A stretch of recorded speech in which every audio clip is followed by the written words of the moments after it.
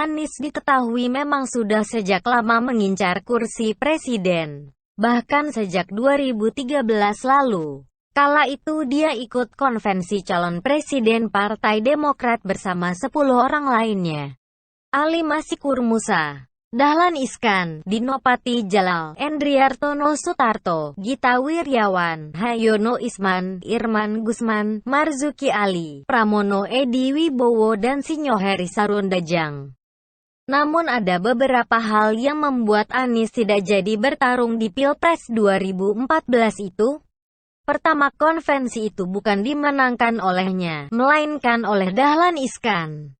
Kedua, Partai Demokrat gagal memperoleh suara yang cukup untuk mengusung calon presiden sendiri, yakni hanya memperoleh 10,19% suara. Sedangkan berdasarkan aturan presidensial threshold, parpol baru bisa mengusung capres dan cawapres sendiri minimal harus punya 20% kursi di parlemen atau mendapatkan minimal 25% suara dari total suara yang sah. Hingga di Pilpres 2014 lalu Partai Demokrat memutuskan untuk mendukung pasangan Prabowo-Hatta. Meskipun pada awalnya ngomong netral, berbeda dengan partai berlambang bintang Mercy itu. Anies justru mendukung Jokowi. Bahkan kala itu, ia turut menjelek-jelekan Prabowo yang notabene rival Jokowi, serta memuji-muji mantan wali kota Solo itu. Yang mana tujuannya tidak lain tidak bukan untuk bisa mendapatkan kursi Mendikbud. Dan Presiden Jokowi pun memberikan jatah kursi itu kepada Anies.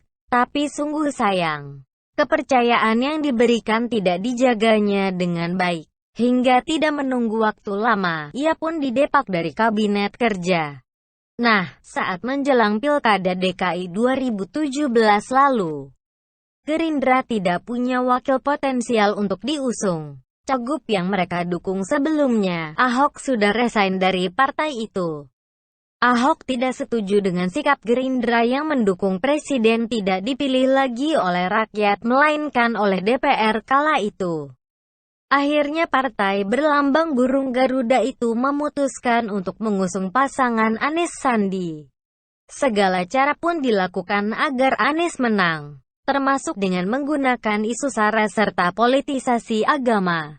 Maklum ada dua dendam di sana. Pertama, Anies dendam sama Jokowi karena telah mendepaknya dari kabinet. Kedua, Gerindra dendam sama Ahok karena telah meninggalkan partai itu. Kebetulan pula kala itu Ahok tersandung kasus penistaan agama. Terbalaslah sudah dendam itu semua. Namun di kemudian hari, masalah baru datang lagi. Anies yang sudah diberi tiket emas menduduki kursi DKI 1 itu justru menjadi ancaman bagi Prabowo. Pasalnya, pasca jadi gubernur ibu kota negara tersebut, elektabilitasnya sebagai capres semakin meningkat. Padahal Prabowo masih menginginkan jabatan yang kini lagi diduduki oleh Jokowi itu. Jadi, si Anies ini bisa dibilang anak singa yang sedang dibesarkan oleh Gerindra, yang suatu saat nanti siap untuk menerkam tuannya sendiri. Secara doi kan sekarang sudah punya amunisi juga. Ia telah mendapat dukungan dari berbagai pihak. Mulai dari PKS, JK, Rizik, Haikal Hasan, Shirley Anavita, Novel Bamukmin, dan sederet kaderun lainnya. Nasdem juga kalau tidak ada aral melintang akan mendukung Anies di Pilpres 2024 mendatang. Begitupun dengan Partai Demokrat kalau yang jadi cawapresnya adalah AHY. Sementara Prabowo, baru Gerindra yang mau mendukungnya jadi capres.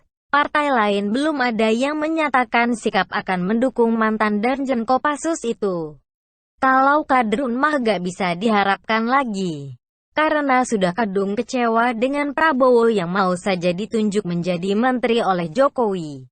Lantas, apa yang dilakukan oleh Gerindra pasca tahu elektabilitas inisiator Gerakan Indonesia Mengajar itu tinggi? Mendukung Pilkada DKI 2024 digelar. Sejatinya, Pada 2022 ini pemilihan gubernur DKI dilakukan, karena masa jabatan Anies berakhir pada tahun itu. Tapi berdasarkan UU Nomor 10 Tahun 2016 tentang Pilkada, seluruh pilkada di Indonesia akan serentak dilakukan pada 2024 mendatang, berbarengan dengan Pileg dan Pilpres. Partai Gerindra merasa konsistensi dalam menyelenggarakan pemilu pada pola demokrasi yang berkualitas haruslah menjadi komitmen bersama. Gerindra berpikir agar UU Pilkada Nomor 10 Tahun 2016 yang menjadi landasan pemilu di 2019 sebaiknya tetap dipertahankan, ujar Sekjen Gerindra Ahmad Muzani.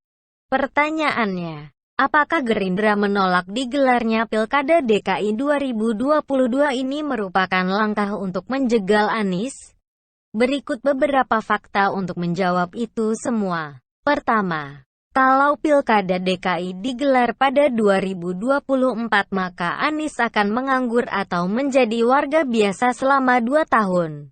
Cukup lama bukan? Jelas hal ini merupakan suatu kerugian besar bagi Anies. Pertama, dia tidak punya panggung lagi. Kedua, dia tidak punya power untuk menarik dukungan. Dan ketiga, dia akan kehilangan penghasilan untuk modal mencalonkan diri di Pilpres 2024 mendatang. Jangankan mau jadi presiden, mau jadi gubernur DKI lagi saja Anies susah.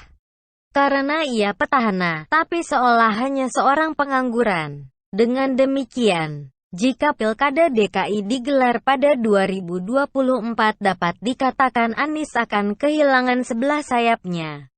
Untuk itulah para pendukungnya berupaya agar UU Pemilu 2016 tersebut direvisi supaya Wan Anies bisa jadi gubernur lagi periode kedua, sebelum akhirnya nyapres. Jadi, melihat itu semua, kembali ke pertanyaan semula, apakah Gerindra mau menjegal Anies?